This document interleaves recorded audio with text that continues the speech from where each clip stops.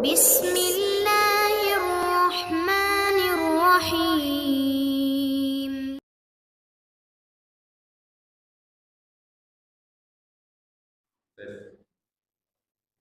Assalamualaikum warahmatullahi wabarakatuh. Alhamdulillah, wassalatu wassalamu ala rasulillah wa ala alihi wa sahbihi wa mawalah.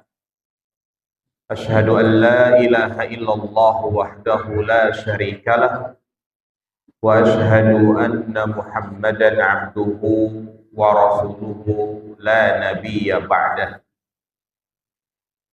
Allahumma salli ala Muhammad wa ala ali Muhammad. Amma ba'du, ayyuhal ikhwah rahimani wa rahimakumullah.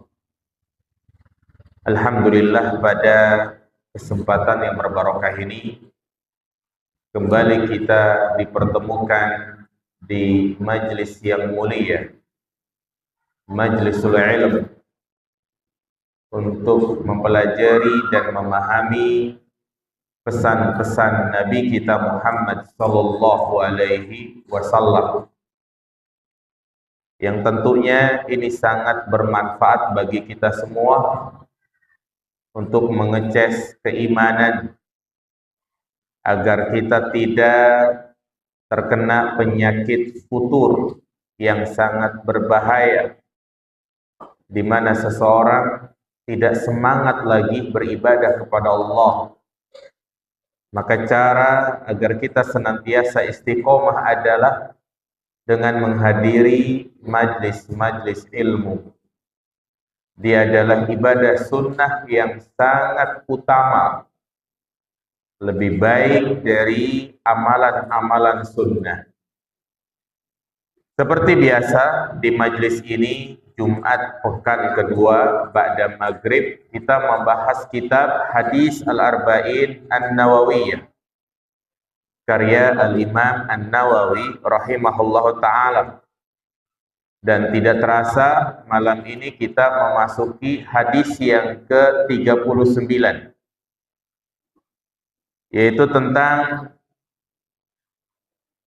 tidak ada dosa bagi siapapun yang melakukan perbuatan dosa atau melakukan kesalahan karena tidak disengaja. Iya. Jadi pembahasan ini sangatlah penting untuk kita ketahui, karena di antara kasih sayang Allah dan luasnya rahmat Allah Subhanahu wa taala, di mana Allah Subhanahu wa taala tidak menganggap dosa bagi siapapun yang melakukan kesalahan atas dasar tidak sengaja. Ini adalah kaidah yang sangat penting, bahwasanya Allah menyiksa, Allah mengazab hambanya yang melakukan perbuatan dosa jika atas dasar sengaja. Kalau tidak sengaja, maka tidak berdosa baginya. Mana dalilnya? Ini akan menjadi pembahasan kita, di mana Nabi SAW menjelaskan unsur-unsur ketidaksengajaan yang Allah tidak akan menilai itu perbuatan dosa. An Ibni Abbasin radhiyallahu anhuma, dari sahabat Abdullah bin Abbas, anna Rasulullah sallallahu alaihi wasallam qala, bahwasanya Rasulullah bersabda, innallaha tajawaza li an ummati al khata'a wan nisyana wa mastukrihu alaih. Sesungguhnya Allah memaafkan kesalahan yang terjadi tanpa disengaja, mungkin karena kesalahan atau lupa atau dipaksa. Jadi dalam hadis ini Nabi Shallallahu Alaihi Wasallam menyebutkan 3 unsur ketidaksengajaan yang apabila seseorang melakukan perbuatan dosa karena 3 unsur ini, maka tidak terhitung sebagai perbuatan dosa. Apa yang pertama? Al-khata', karena kesalahan. Yang kedua, an-nisyan, karena lupa. Yang ketiga, wa mastukrihu alaih, karena dipaksa. Karena dipaksa. Ada lagi satu yang tidak disebutkan dalam hadis ini, yaitu al-jahal, ketidaktahuan. Meskipun hadis ini tentang kesohihannya diperselisihkan oleh para ulama, tapi matanya, makna hadis ini benar. Sesuai dengan firman Allah Subhanahu wa taala, Rabbana la tu'akhidna in nasina au akhtana. Wahai Rabb, janganlah engkau siksa kami karena kami melakukan kesalahan atau karena lupa. Jadi ada berapa unsur ketidaksengajaan, jemaah? 4. Yang pertama, karena kesalahan. Yang kedua, karena lupa. Yang ketiga, dipaksa. Yang keempat, al-jahal. Kita akan bahas satu persatu. Yang pertama, tidak dianggap dosa apabila seorang melakukan maksiat karena al-khata'. Khata' diddus shawab. Khata' itu secara bahasa lawan dari benar. Adapun secara istilah, maji'u syai' ala qasdin yaqa'u khilafuh. Seseorang bermaksud melakukan sesuatu, tapi yang kena adalah sesuatu yang lain. Intinya, dia melakukan perbuatan dosa itu karena salah. Tidak ada unsur sengaja. Banyak dalil yang menjelaskan masalah ini. Di antaranya, perbuatan yang dilakukan oleh sebagian sahabat pada peristiwa perang Uhud, di mana ayahnya Huzaifah. Siapa ayahnya Huzaifah? Huzaifah bin Yaman. Karena suasana sangat genting, carut marut, kacau, karena mereka mendapatkan informasi Rasulullah telah terbunuh. Datanglah Al-Yaman, ayahnya Huzaifah. Orang-orang mengira kalau ayahnya Huzaifah ini musuh, karena dari tadi tidak terlihat. Dia baru nampak suasana saat genting. Akhirnya sebagian sahabat membunuhnya. Hudzaifah mengetahui hal tersebut, dia sudah teriak, jangan. Tapi karena mungkin tidak kedengaran, karena suasana sudah hiruk pikuk, akhirnya Al-Yaman, ayahnya Hudzaifah, terbunuh di medan Uhud. Dan yang bunuh itu bukan musuh, tapi yang membunuh adalah sebagian sahabat. Dan Nabi tidak menghukum mereka. Kenapa? Karena salah. Ya, karena melakukan kesalahan.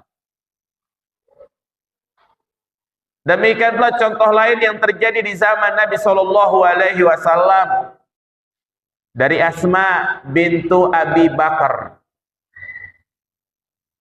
yang mana saat itu para sahabat sedang berpuasa. Ada yang mengatakan puasa Ramadan, tatkala mereka sedang menunggu datangnya azan maghrib, mereka melihat suasana sudah gelap karena mendung. Akhirnya mereka pun berbuka. Lagi asik makan, tiba-tiba mendungnya hilang. Terlihatlah apa? Matahari. Berarti mereka berbuka sebelum waktunya. Ya, mereka berbuka sebelum waktunya. Maka Nabi menganggap itu tetap sah karena mereka melakukan tanpa ada unsur sengaja. Iya. Bagaimana praktek kaidah ini? Contoh misalnya seseorang sedang berburu. Dia melihat ada kijang atau ada rusa. Dia arahkan tembakannya itu ke arah rusa. Ternyata yang kena adalah orang lagi buang hajat. Ini kan tidak sengaja. Ya. Baik. Dan para ulama menjelaskan al-khata', ketidaksengajaan ini mencakup dua hal. Baik terkait perkataan maupun perbuatan. Terkait perkataan, terkadang seorang mengucapkan sesuatu yang ucapan itu adalah dosa, tapi dia tidak sengaja, maka Allah memaafkan dia. Ungkapan seperti ini misalnya, ya Rabb, engkau adalah hambaku. Ungkapan ini kufur bukan jemaah? Kufur, menganggap Allah adalah hamba. Ternyata ini terjadi sebagaimana disebutkan dalam hadis yang dikeluarkan oleh Imam Bukhari.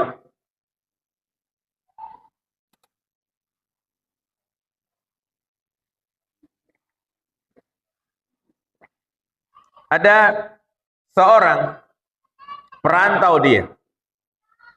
Ya. Dia habis dari Syam atau dari mana dia? Membawa perbekalan yang sangat banyak. Keuntungan dia berdagang. Semua perbekalannya itu ditaruh di unta. Nah, karena mungkin dia lelah, capek, dia pun istirahat. Dia ikat untanya. Setelah istirahat, untanya hilang. Beserta perbekalannya, bingung dia. Dia cari sana sini, gak ketemu, entah kemana tuh pergi untanya. Saking capeknya dia mencari, akhirnya dia pun tidur lagi. Lelap dia tidur. Bangun tidur, ternyata untanya ada di samping. Dan perbekalannya aman. Saking senengnya nih orang, dia mengatakan, Allahumma anta abdi wa ana rabbuk. Ya Allah, engkau adalah hambaku dan aku adalah Rabbmu. Saking apa dia? Saking senangnya. Akhta fi syiddatil farah. Dia salah karena saking senangnya. Ucapan ini, wa ana rabbuk, ucapan kufur bukan nih jemaah? Kufur. Makanya Firaun dikafirkan karena dia mengatakan ana rabbukumul a'la. Aku adalah Rabb yang paling tinggi. Kufur Firaun. Kenapa orang ini tidak dikatakan kufur? Karena dia mengucapkan kalimat itu tidak sengaja. Adapun Firaun mengatakan ana rabbukumul a'la, tahu dia. Ya, makanya dia dikafirkan.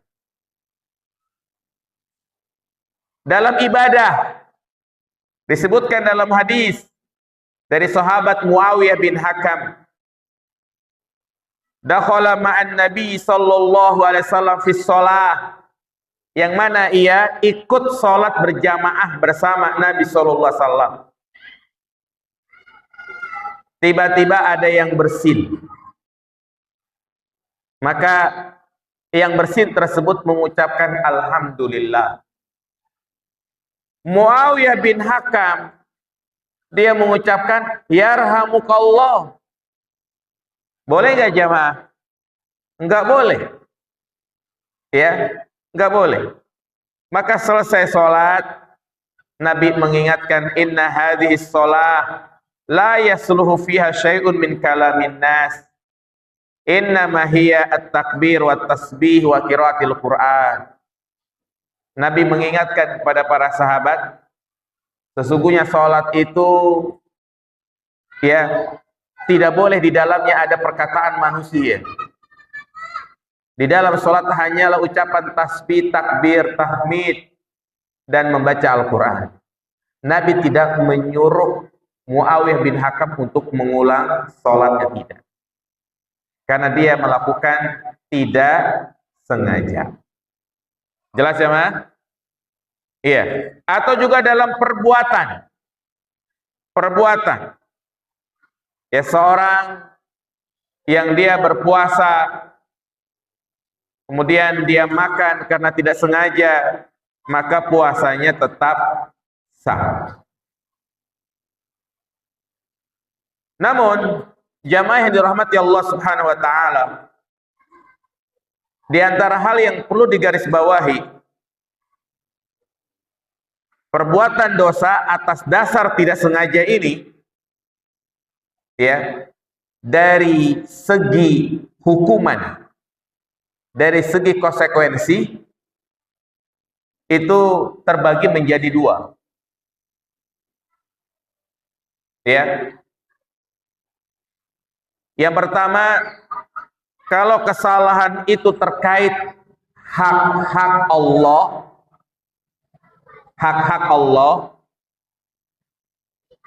maka dia tidak berdosa dan tidak ada hukuman.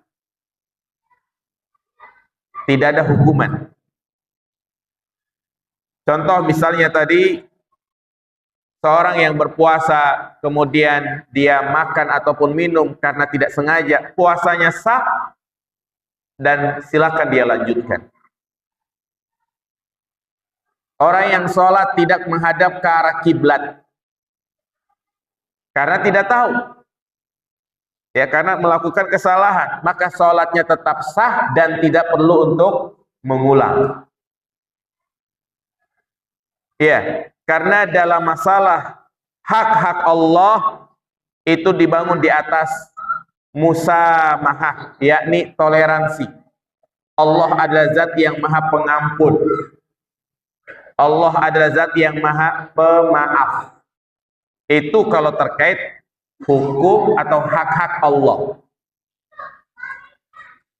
Tapi kalau terkait hak-hak manusia, perhatikan, terkait hak-hak manusia, naam dia tidak berdosa, tapi dia wajib untuk apa? Mengganti, walaupun tidak sengaja. Contoh misalnya dia belanja di toko perhiasan, ada kendi-kendi, ya kan? Dia lagi jalan kesenggol, itu kendi jatuh, pecah. Wajib bayar nggak? Wajib bayar, makanya tertulis barang yang pecah, maka wajib dibayar. Dosa nggak dia jemaah? Tidak berdosa. Ya. Nah, jadi nggak bisa dia bilang, oh saya kan nggak sengaja. Nggak bisa seperti itu. Berbeda halnya kalau naronya itu sembarangan. Itu berbeda. Makanya orang yang menghilangkan nyawa orang lain atas dasar tidak sengaja, misalnya dia lagi nyetir nih, ya, lagi nyetir, tiba-tiba dia nabrak orang, karena mungkin orang ini nyebrang sembarangan, maka dia tetap wajib membayar diat. Nah, dia tidak dikisos, tapi dia wajib membayar diat. Lagi main bola, ya, karena nendangnya terlalu kencang, akhirnya kena kaca rumah orang, bolanya masuk ke dalam rumah. Wajib ganti nggak dia jemaah? Wajib ganti. Nggak ada alasan, saya kan nggak sengaja, ya. maka dia tidak berdosa tapi wajib mengganti. Beda kalau sengaja itu bola dikeker ke jendela, dia mah dosa dan juga wajib apa? Ganti. Ya, sama seperti halnya kita lagi naik motor gitu kan, lewat ganggang, nabrak ayam mati, kita wajib apa? Menggantinya. Karena itu terkait hak-hak siapa? Hak manusia. Hak manusia. Entah ketidaksengajaan itu dilakukan oleh anak kita. Ya. Misalnya di Alfa atau di Indomaret gitu kan, dia bawa anak, pas lagi bayar di kasir, itu coklat dipatah-patahin sama anaknya. Ganti nggak orang tuanya? Ganti. Nggak bisa dia nyalain kasirnya, ya, nggak bisa dia menolak untuk membayar. Orang saya nggak sengaja, ya, nggak bisa. Jelas ya? Jadi ini yang pertama, al-khata'. Ya. Kemudian yang kedua adalah an-nisyan. Perbuatan dosa tidak dianggap dosa kalau itu dilakukan karena lupa. Apa itu lupa? Lupa secara bahasa didul hifdz, lawan dari ingat. Apa lawan dari ingat? Ya lupa, ya kan? Ya, antum masih ingat nggak? Oh ya masih ingat antum yang gini. Itu namanya masih ingat.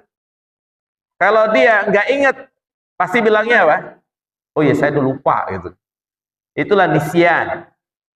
Ya.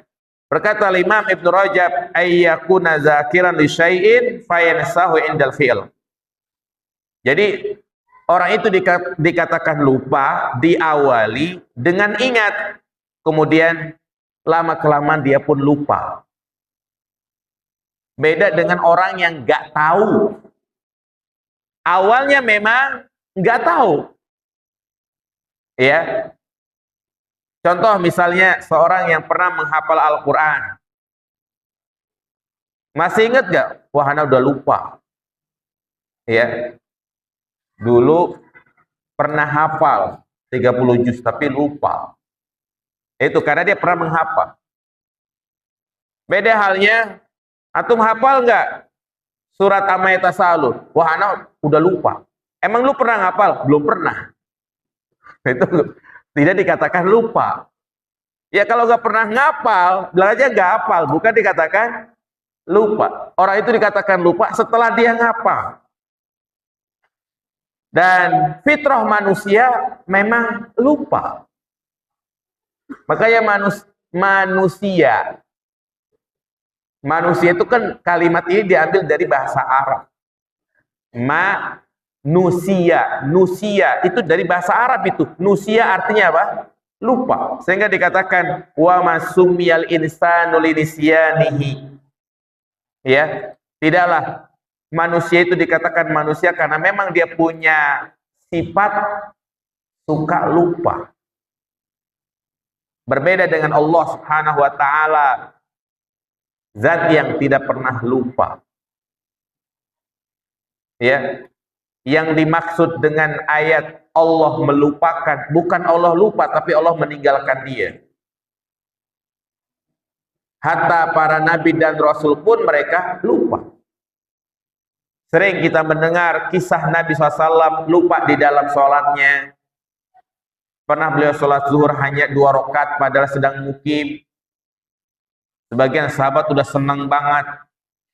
Hore, sholat zuhur dikurang, sekarang dikorting jadi 2. Ternyata Nabi lupa. Ya. Tapi kelupaan Nabi SAW itu memiliki hikmah yang sangat agung. Menjadi bukti kesempurnaan agama Islam. Sehingga kita bisa mencontoh beliau tatkala kita mengalami kelupaan di dalam sholat. Ya.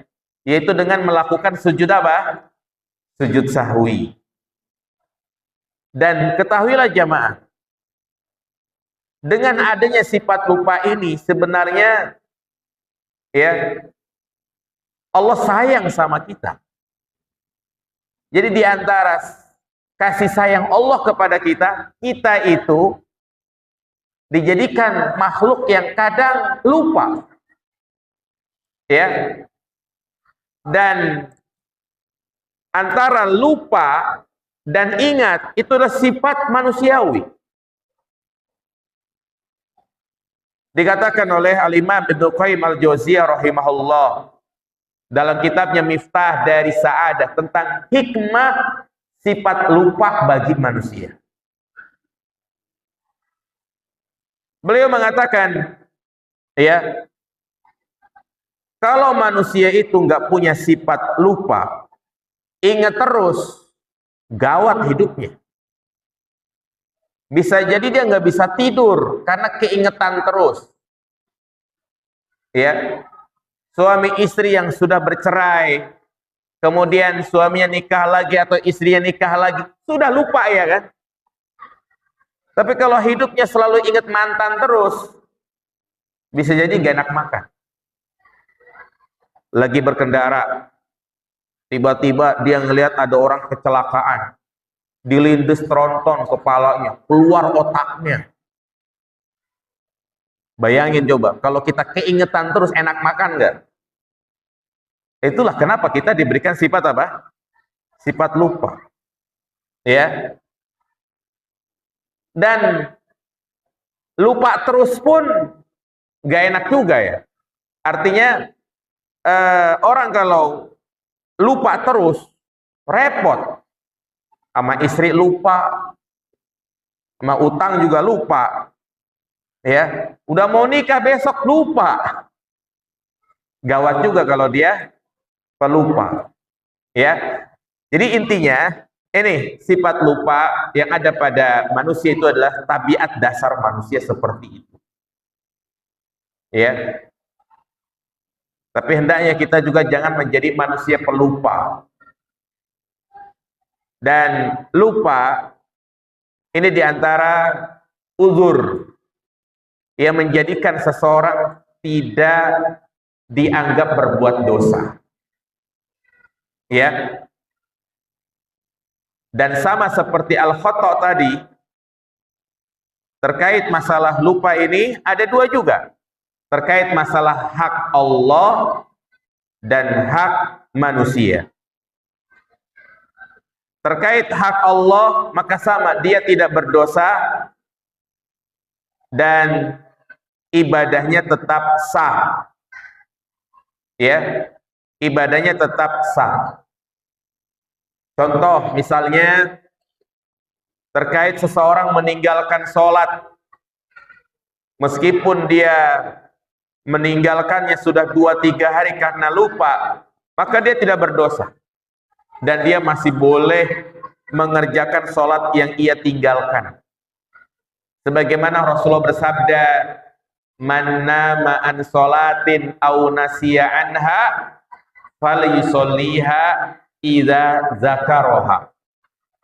Barang siapa yang tidur atau lupa dari sholatnya, maka hendaknya dia kerjakan tatkala dia ingat. Orang yang sholat, ya, karena orang yang meninggalkan sholat karena kesiangan misalnya, dia bangun jam 7, jam setengah 8, maka dia tetap wajib mengerjakan. Ya. Atau mungkin seorang wanita, dia lupa mengerjakan sholat subuh. Di bulan suci Ramadan dia bangun, dia menyiapkan makan sahur. Ya, setelah berkumandang azan, dia sibuk bebenah. Mungkin dia cuci piring, dia ngepel, lupa kalau dia belum sholat subuh. Sadar-sadar jam setengah 8. Maka dia tidak berdosa. Dan wajib untuk mengerjakan tatkala dia ingat. Dan faedah dari sabda Nabi, "Falyusolliha", pakai fa. Artinya kalau dia ingat langsung kerjakan. Jangan ditunda-tunda. Bukan menunggu hari esok. Ya, ada sebagian orang kalau misalnya dia lupa mengerjakan sholat, dia tunggu sampai hari berikutnya. Ini keliru.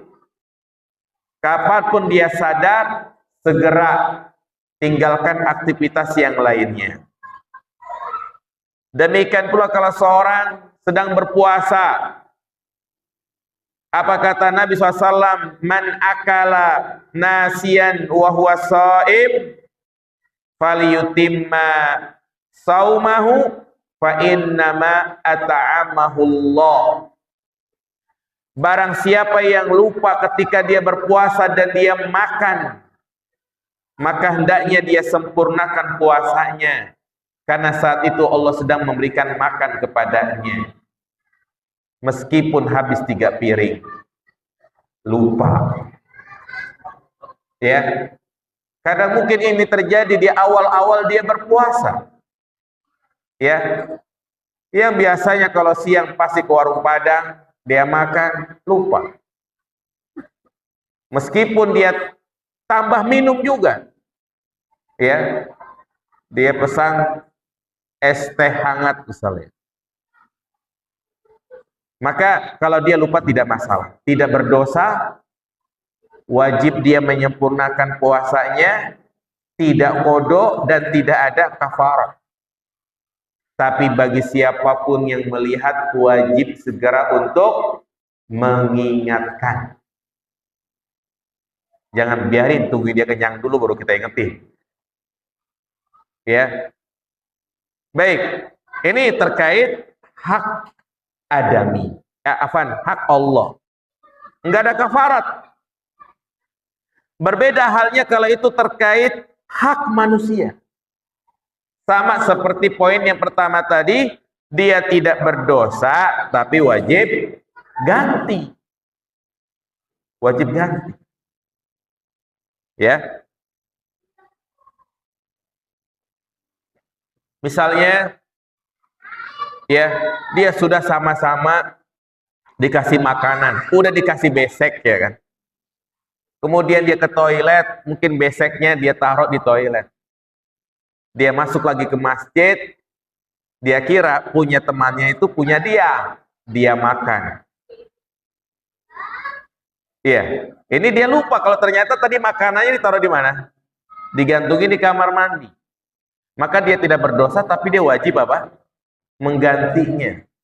Jadi makanan yang tadi dia gantung ya buat temennya itu yang makanannya dia makan. Ya. Jadi itulah keindahan Islam. Subhanallah. Kasih sayang Allah itu luas. Ya. Jangankan karena tidak sengaja jemaah. Maksiat yang kita lakukan dengan sengaja saja, kalau kita memohon ampun kepada Allah, Allah akan ampuni. Bahkan ini menjadi amalan yang paling utama, yaitu kita bertaubat kepada Allah. Makanya Allah turunkan satu ayat yang dikatakan sebagai arja ayatin, ayat yang paling diharap oleh para pendosa. Di mana Allah berfirman, "Qul ya ibadiyalladzina asrafu ala anfusihim la taqnatu mir rahmatillah innallaha yaghfiru dzunuba jami'a." Katakanlah wahai hambaku yang melampaui batas, janganlah ia pernah berputus asa dari rahmatku. Sesungguhnya Allah adalah zat yang maha pengampun. Baik. Itu yang kedua ya, an-nisyan. Lupa. Yang ketiga, wa mastukrihu alaih. Ikrah. Allah tidak menganggap dosa jika dilakukan atas dasar terpaksa. Ikrah, ilzamul ghair ala ma la yuridu. Memaksa orang untuk melakukan sesuatu yang tidak diinginkan. Ya, semua bentuk paksaan, apalagi kalau paksaannya tersebut membahayakan jiwanya, hartanya, maka Allah tidak anggap itu sebagai perbuatan dosa.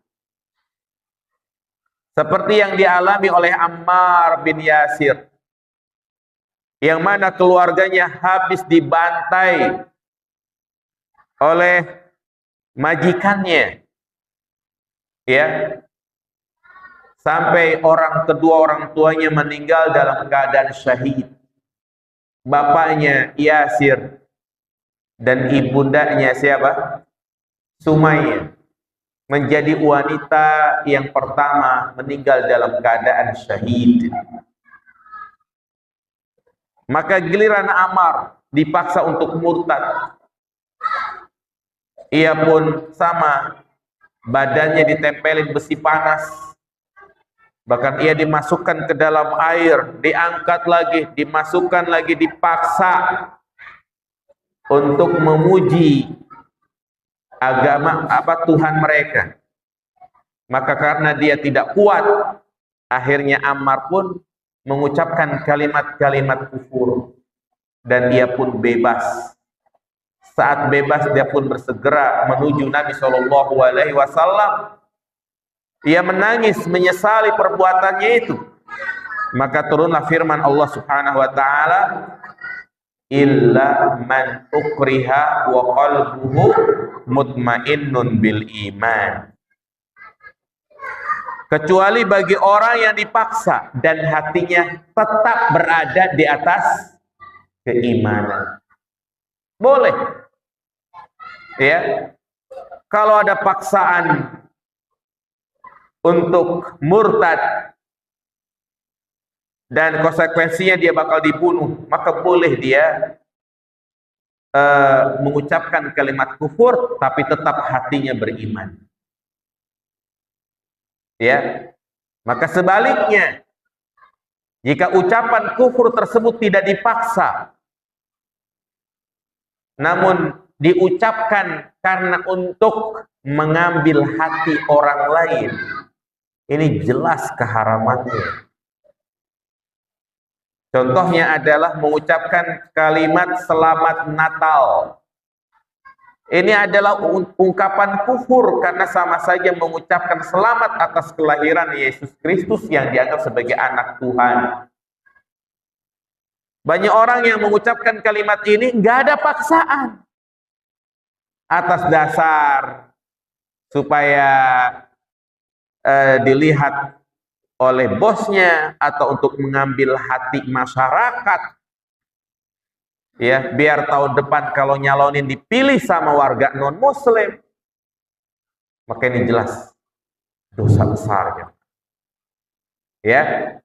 Jadi itu adalah kalimat-kalimat kufur. Kalau dia dipaksa beda lagi. 6. Ini adalah al-ikrah, dipaksa.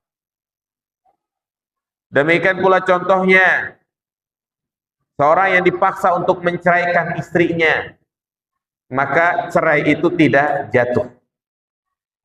Ya, dengan catatan paksaan yang sifatnya itu membahayakan dirinya. Kalau paksaan itu sifatnya tidak membahayakan, maka kita tidak boleh melakukannya. Dipaksa untuk melepas jilbab. Kalau dia tidak melepas jilbab, gajinya nggak dinaikin. Boleh nggak dia melepas jilbabnya karena gara-gara alasan seperti ini? Nggak boleh. Ini bukan suatu hal yang sifatnya darurat. Ya, karyawan yang dia multazim bis sunnah, dia panjangkan jenggotnya, kemudian disuruh cukur oleh atasannya. Kalau nggak mau dicukur, posisinya begitu-begitu aja. Maka tidak boleh dia mencukur jenggotnya karena dalam rangka untuk naik jabatan. Ya, dipaksa untuk meninggalkan sholat 5 waktu. Kalau dia izin mengerjakan sholat Jumat, nanti nggak dapat bonus. Boleh nggak dia meninggalkan sholat Jumat karena dipaksa oleh bosnya seperti ini? Nggak boleh. Karena paksaan ini tidak membahayakan dirinya. Yang dianggap tidak berdosa adalah jika paksaan itu membahayakan dirinya. Dan para ulama menjelaskan juga kalau paksaannya itu sifatnya untuk membunuh orang. Kalau kamu nggak mau bunuh dia, kamu yang dibunuh. Maka di sini para ulama mengatakan tidak boleh dia membunuh. Ya, karena sama saja dia menghilangkan dirinya, menghilangkan apa namanya, nyawanya atau menghilangkan nyawa orang lain. Baik. Jadi itu yang ketiga. Ya, al-ikrah. Kemudian yang keempat, apa tadi yang keempat jemaah? Al-jahl. Al-jahl. Yang tidak disebutkan dalam hadis ini adalah al-jahl. Karena ketidaktahuan. Iya. Jadi orang yang tidak tahu kemudian dia melakukan suatu kesalahan besar, maka tidak dianggap berdosa. Ya. Terutama bagi orang yang baru masuk Islam sebagai mu'allaf,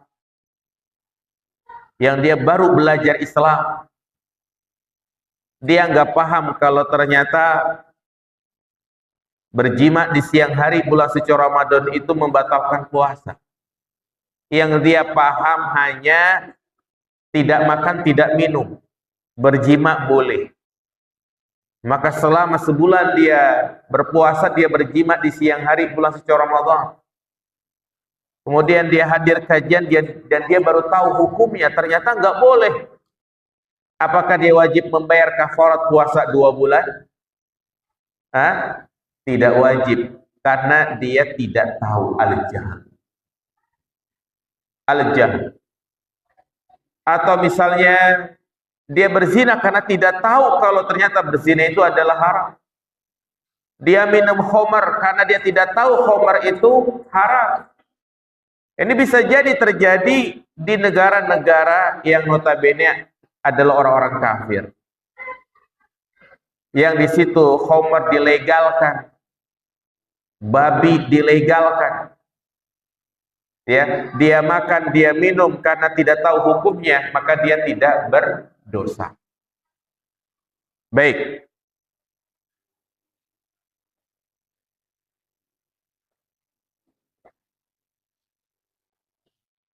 Walaupun demikian, bukan berarti kita bertahan di atas kejahilan. Ya, kita berusaha untuk menghilangkan kejahilan. Karena kejahilan inilah yang menjadi timbulnya kerusakan di muka bumi.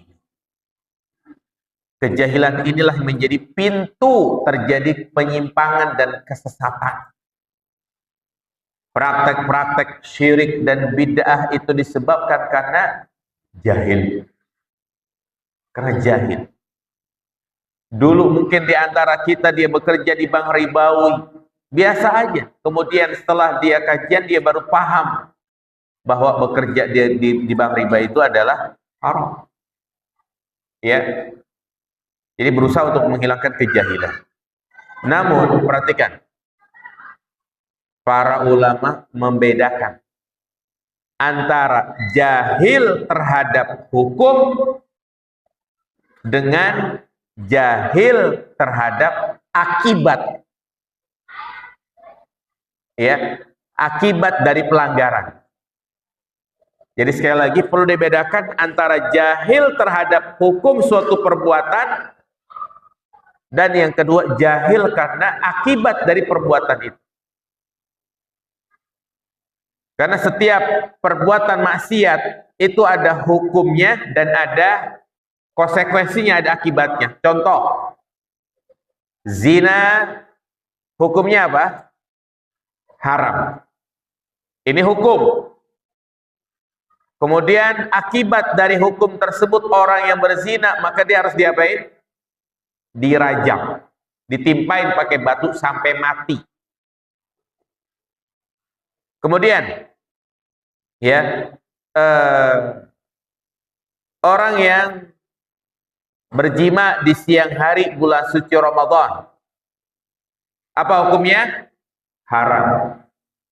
Apa akibatnya, konsekuensinya kalau dia berjima di siang hari Ramadan? Maka dia wajib membayar kafarah. Kalau seseorang yang dia mungkin baru masuk Islam, dia mengatakan bahwasanya berjima itu boleh, maka dia tidak berdosa, puasanya tidak batal dan tidak wajib bayar apa? Kafarat.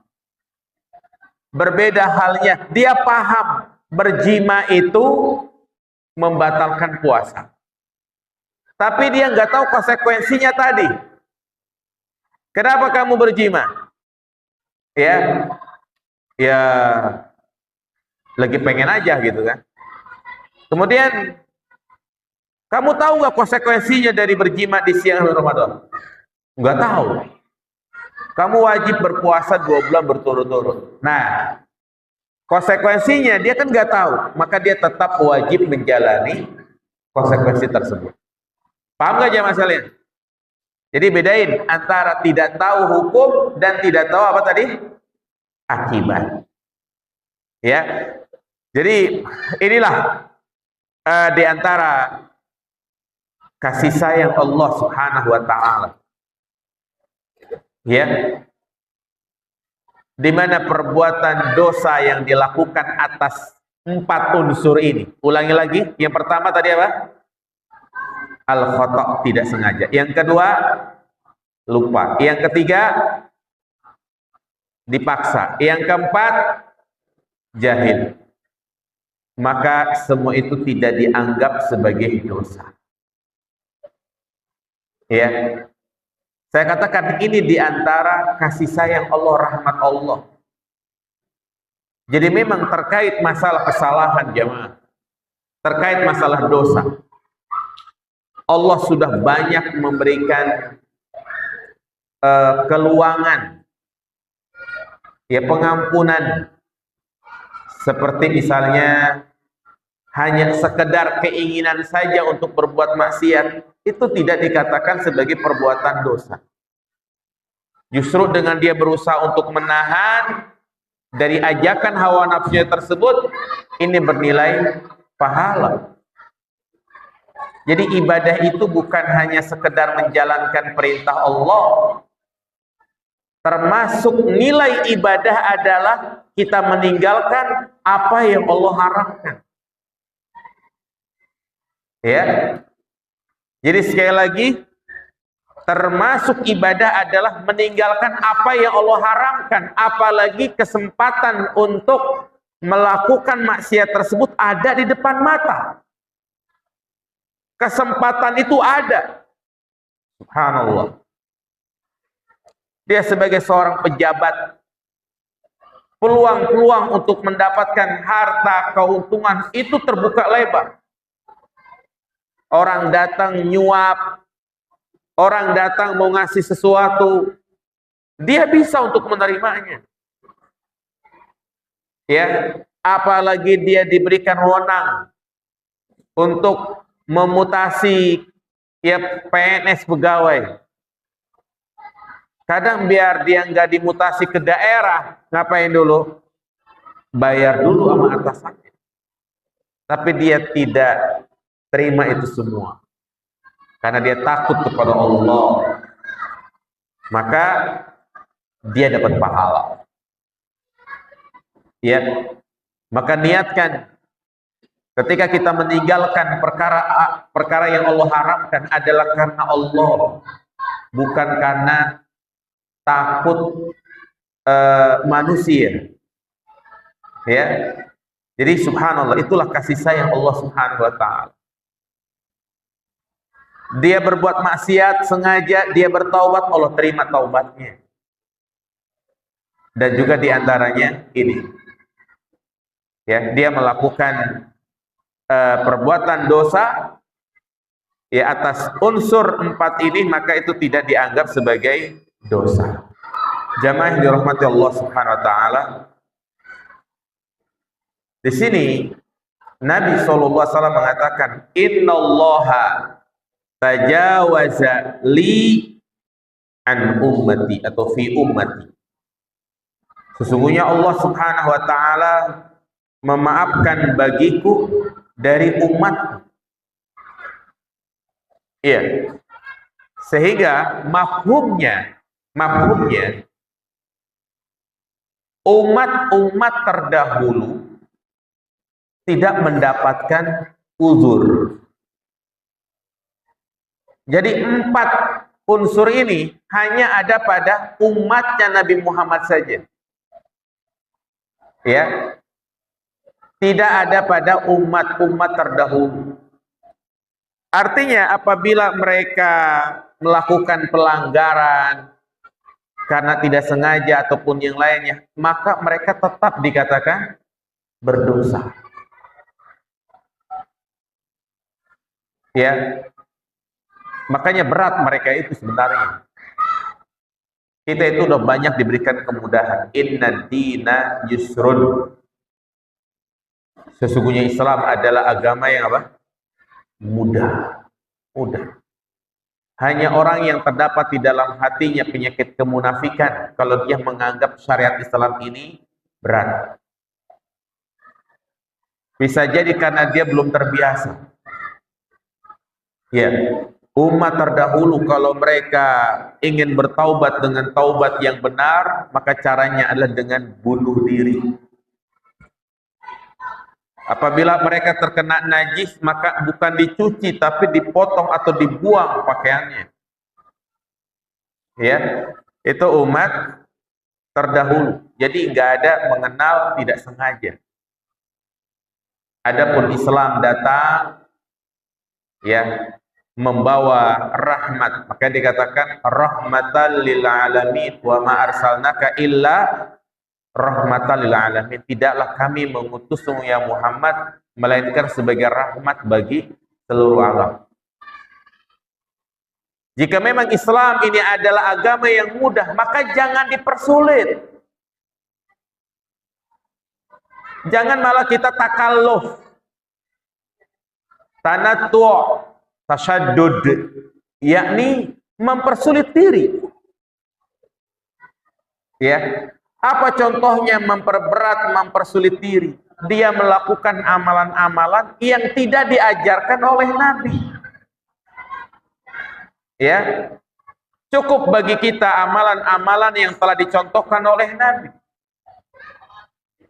Makanya Nabi mengatakan man amila amalan laisa alaihi amruna fahuwa raddun. Barang siapa yang mengerjakan suatu amalan yang tidak ada contohnya dari kami, maka itu tertolak. Islam adalah agama yang sempurna. Hadis-hadis Nabi sudah sangat jelas. Tarakana Rasulullah sallallahu alaihi wasallam wa mata'irun yuqallibu janahai illa yadhkur lana ilma. Nabi meninggalkan kita dan Nabi meninggalkan kita dalam keadaan sudah menyampaikan semua ilmu. Ya. Amalan-amalan sunnah kalau kita kerjakan setiap hari, maka kita sudah cukup waktunya 24 jam. Maksudnya, ya udah cukup, bahkan mungkin kurang. Kok ini dia sudah melakukan amalan yang lain? Jangan sampai perasaan kita ini mengalahkan dalil. Contoh misalnya seorang yang melaksanakan ibadah umroh. 9 hari dia di sana, di Mekah, Madinah. Maka hendaknya dia memperbanyak ibadah di sana. Jangan dia melakukan hal-hal yang sifatnya itu tidak bermanfaat. Dari hari pertama, yang dia pikirin adalah beli oleh-oleh. Ya.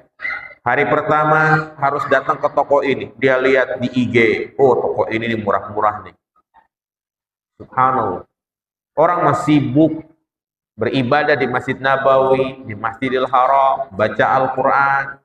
Dia sibuk ngelis oleh-oleh yang belum kebeli. Padahal di Shopee banyak. Saya selalu ingatkan kepada jamaah yang berangkat umroh. Koper beratnya cuma 25 kg. Jangan diisi dengan oleh-oleh yang banyak di Indonesia. Korma, buah tin, buah ini, buah itu, banyak di Indonesia mah. Ya. Sejadah, peci, udah banyak. Beli sesuatu yang tidak ada di sini gitu kan. Iya, jadi ini mempersulit diri. Ya, orang-orang mah dia memperbanyak tawaf kek. Ini malah dia pergi ke Gua Hira, napak tilas perjalanan Nabi Shallallahu Alaihi Wasallam. Ya, Islam adalah agama yang mudah. Maka belajarlah sehingga kita jadi tahu mana amalan yang disunnahkan, mana amalan yang tidak disunnahkan. Karena tidak selamanya yang banyak itu lebih baik daripada yang sedikit. Bisa jadi yang sedikit itu lebih baik dari yang banyak. Jadi parameter ya kebaikan dan keburukan itu adalah dengan ditimbang melalui dalil Al-Quran maupun As-Sunnah. Baik jamaah sekalian, kalau tidak ada pertanyaan kita cukupkan sampai di sini. Ya insya Allah di pertemuan berikutnya kita masuk hadis yang ke 40. Seperti hadis yang terakhir ya. Ya, tapi masih ada beberapa hadis lain yang bisa kita bahas di pertemuan berikutnya. Demikian, semoga bermanfaat. Subhanakallahumma bihamdika asyhadu an la ilaha illa anta astaghfiruka wa atubu ilaik. Assalamualaikum warahmatullahi wabarakatuh.